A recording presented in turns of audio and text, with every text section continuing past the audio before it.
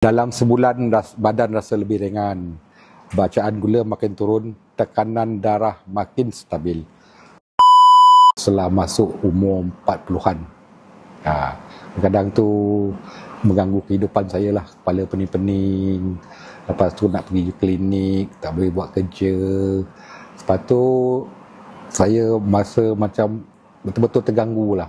Saya pun takut dalam umur 40-an ni akan macam terlalu banyak penyakit lah.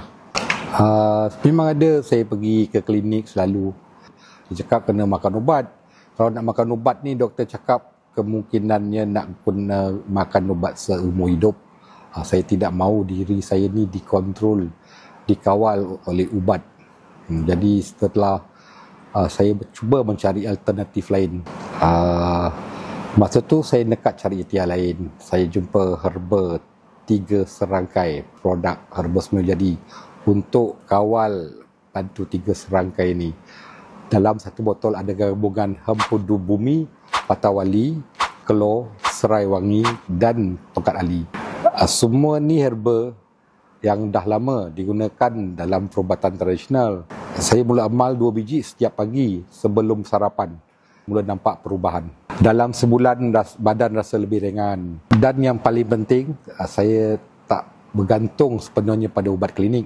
Alhamdulillah, saya rasa bebas. Saya rasa sihat, bertenaga, tak ada pening kepala. Saya tak mudah letih, tidak mengantuk dan bertenaga sepanjang masa. Saya rasa ada harapan untuk hidup sihat sampai tua. Haji, jadi ada tak apa-apa nasihat untuk orang luar sana yang ada masalah 3 serangkai yang teruk ni?